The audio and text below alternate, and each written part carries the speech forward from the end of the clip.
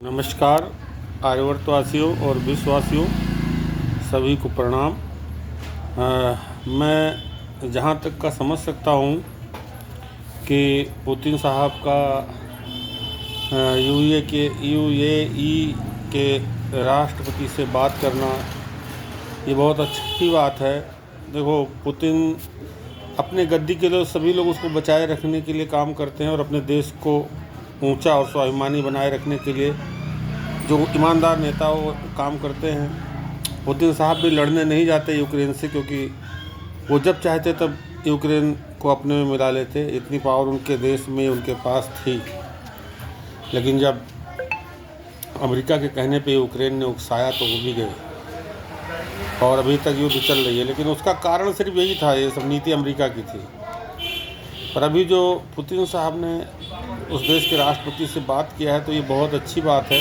और मैं जहाँ तक समझ सकता हूँ उन्होंने यही कहा होगा कि भाई बहुत हो गया, सबकी अपनी अपनी इमेज बची रहे, तो आप भी अब बात कीजिए जो आपके लोग आपके देश में बैठे हैं कि वो है अब युद्ध बंद कर दें। आप उनको समझाइए, दबाव बनाइए कि नुकसान हो रहा है।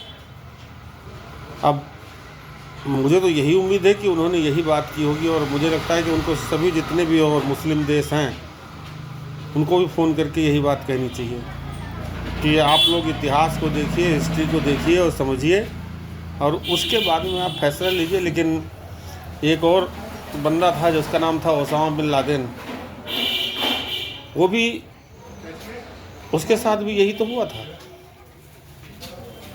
चेचेन में रूस को अफ़गानिस्तान से निकालने के बाद में जब अमेरिका द्वारा प्रायोजित किया गया ओसामा बिन लादेन को, मैं किसी आतंकवाद को बढ़ावा नहीं दे रहा हूँ, लेकिन मैं ये कहना चाह रहा हूँ कि एक झूठ बोलने के कारण और कितनी सारी झूठ बोलनी पड़ती है, कितनी सारी एक राजनीति को बचाने के लिए कितनी सारी राजनीतिक चीज़ें फैलानी पड़ती हैं, कितने लोगों की उसमें जान जाती है, कितने लोग दुश्मन बनते हैं। मैं ये कहना चाहता हूँ राम के समय में तो ऐसा नहीं था।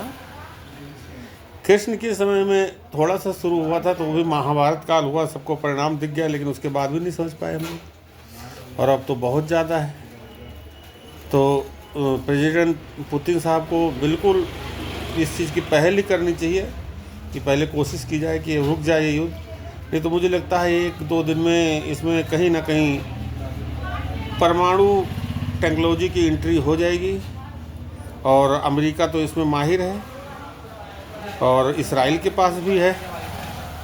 और ईरान ने खुद ही स्वीकार कर लिया है कि मेरे परमाणु फैसिलिटी पे इसराइल और अमेरिका ने हमला किया। इसी का बहाना लेके कहीं कुछ गड़बड़ न कर दें और मानवता फिर एक बार त्राहे त्राहे हो।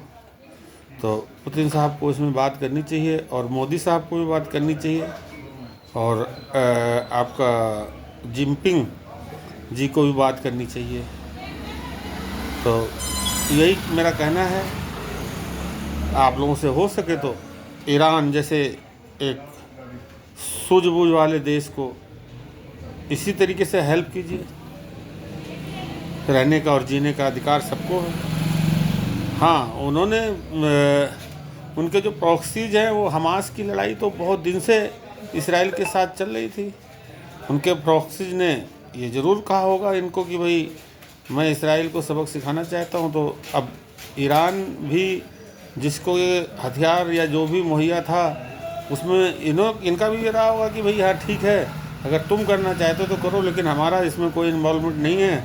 तो उन्होंने कहा होगा नहीं, अब हम सक्षम हैं और हम कर सकते हैं। तो जो छोटे लेवल की सोच होती है वो एक अलग चीज़ होती है और जो एक बड़े लेवल की सोच होती है वो अलग होती है। इसमें आपने ये भी देखा होगा कि सिर्फ ईरान कहता रहा है कि ये क्या कहते हैं, ये गलत हो रहा है, बंद होना चाहिए, फ़िलिस्तीन के लोगों को भी जीने का अधिकार, लेकिन वो खुद आगे नहीं आया। हिजबुल्ला और हमास ये लोग लड़ते रहे हैं, ईरान नहीं आया। ईरान तो तब आया है जब उसके ऊपर हमला हुआ है। तो ये भी तो एक राजनीति ही है और क्या है। तो उस राजनीति में अब आपने अपना काम कर लिया और अब आप वापस चले जाइए। आपको मारना था खुमैनी को आपने मार दिया।